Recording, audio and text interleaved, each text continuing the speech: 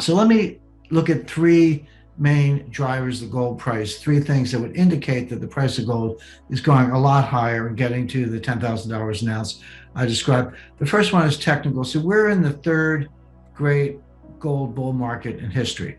And you say, well, it isn't history. It goes back, five civilization, 7,000 years. How come it's only the third bull market? Well, the answer is that until 1971, gold was just money. You didn't have to say, what's the ratio or what's the price. It was a form of money. The IMF took subscriptions in gold. Gold was in the reserve positions of major central banks. So it wasn't until 1971 when President Nixon broke the last link between gold and I'll call it paper money or fiat currency, that the price of gold could fluctuate enough that you could have a so-called bull and bear market. So I start from 1971. So we had a bull market 9 years, from 1971 to 1980. Gold went from $35 an ounce to $800 an ounce. That was a 2,100% gain in 9 years. Then it was flattish, trending down for a very long period of time, almost 20 years in the 80s and 90s. Finally hit bottom at $250 an ounce in 1999. That's when the second great bull market began. And from 1999 to 2011, gold went from $250 an ounce to $1,900 per ounce. That's a 670% increase over 12 years. Then a very sharp bear market from 2011 to 2015. The price of gold collapsed over 50%, just about 50% for a round number. And then you can pick the exact day. I'll tell you the day, December 16th, 2015. That was the bottom of the bear market and the beginning of the third great bull market. And we're in that bull market today. The price of gold, it peaked, interim peak recently, August 8th, 2020. It hit $2,060 an ounce. That was more than double, just about double from the end of the last bear market, the beginning of the new bull market. It's backed off a little bit since then, about down around $1,800 an ounce, give or take. Obviously a lot of volatility, but that's normal volatility and fluctuation in an extended bull market, which is what we're seeing right now, where the price of gold has doubled. But where is that going to go? So what I did, if you take those numbers, first bull market, 9 years, 2,100%. Second bull market, 12 years, 670%. Just take a simple average of the two. You don't have to pick the higher of the two. You don't have to assume it'll be bigger or longer. It could be, by the way, but just take a simple average of the two. That would come to a 10-year bull market where gold goes up 1,385%. So that would put gold at $14,500 an ounce in 2025. Gold tends to go up when they print money because the assumption, which rightfully normally would be, you print a lot of money and it's going to, and especially if it goes into consumer and business spending, it's going to cause inflation. But remember, it's not going into consumer spending. Everybody's spent out, or only the wealthy are spending more. And they happen to be, the top 20% happen to be 50% of spending. That's the only reason we're growing. 4% growth in the up end, and on the bottom 80%, zero growth. But it's financial assets. But gold went up, especially with the money printing after late 2008. And then when Japan tripled down on money and the inflation kept falling, gold finally fell into late 2015. And it's rising again because money printing is stepping up. But again, I keep saying, where's the inflation? I've been saying literally out in public, it'd be impossible to create high inflation and really impossible to create hyperinflation in this global and US deflationary environment.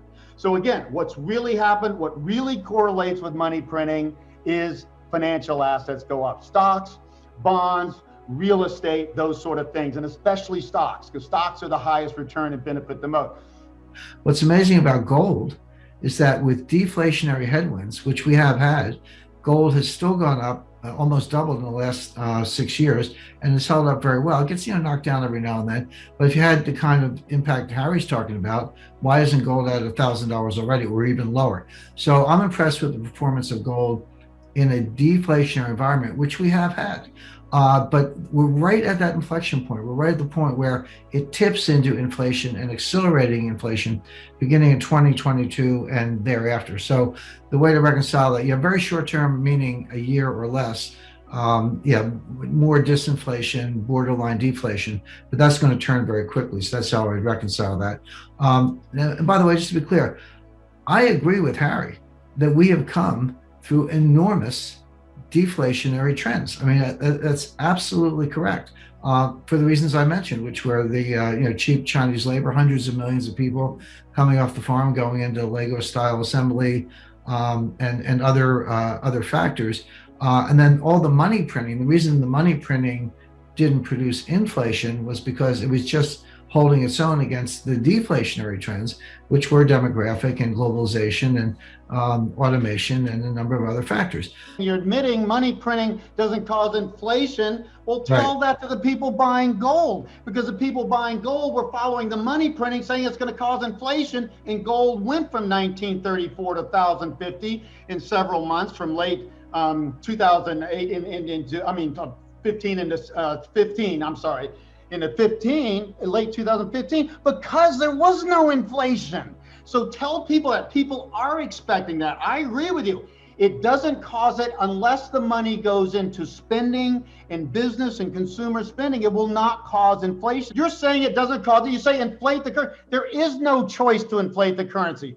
Deflation is the only way to take out this unproductive assets. And by the way, Jim, you're wrong about workforce growth. That is my inflation indicator. I invented it in 1989. It's worked like a charm. I said the central banks can't do it, but I also said there are other factors, psychological factors, behavioral adaptive behavior factors that will cause the inflation. I've said it 3 times. I'll say it a 4th time. Take notes, which is that when the labor force declines, wages go up. That's inflationary.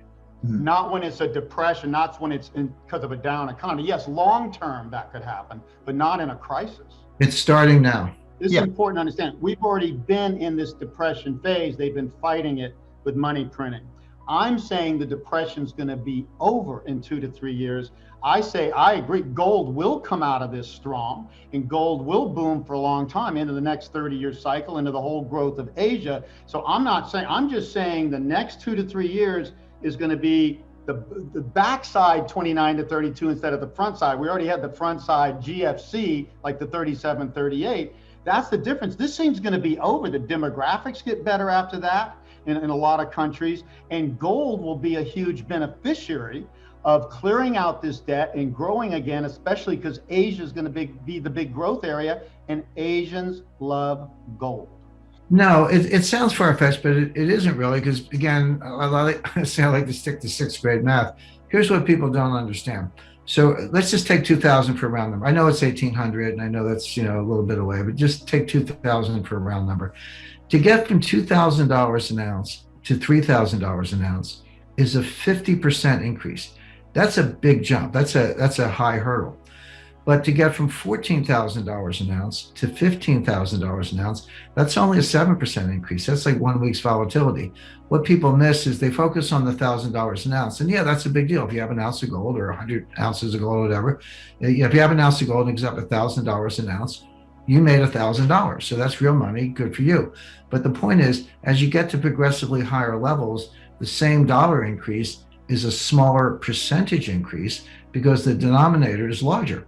It's impossible to create high inflation. The demographics and high debt all argue for low inflation to deflation in the years ahead. I don't see how you create enough inflation to get gold to 12 to 15,000. Now, what I would see is possible, what Jim said, if the collapse was severe enough, which I do see, by the way, obviously, is that if people say, well, wait a minute, we got to have some standard here, and it ain't going to be Bitcoin. Maybe 10, 20 years on, it ain't going to be Bitcoin, okay? It's the most volatile asset on earth. And by the way, gold's almost as volatile as stock, so it's not a stable asset in these days either. But if they came to the conclusion, we got to have a standard for now, and gold became it, then that would be the case for gold going up for some period of time. But that's going to come at the end of the crash. I'm trying to protect people here. I'm just going to be really honest. For the next 2 to 3 years, what I call the crash of a lifetime, on a 90-year cycle that's the most potent, You got to get through this, preserve your assets. And if you're in deflation friendly investments like long-term treasuries, stuff, you can make money to have more money to invest at bargain prices in the best places, and it will. Harry and I agree on a lot of things. The one thing we don't agree on is the one thing where all the science, history, and mathematics support me, which is that when you have a reduced workforce, you get higher wages, and that's inflationary, and that's going to drive the price of gold much higher.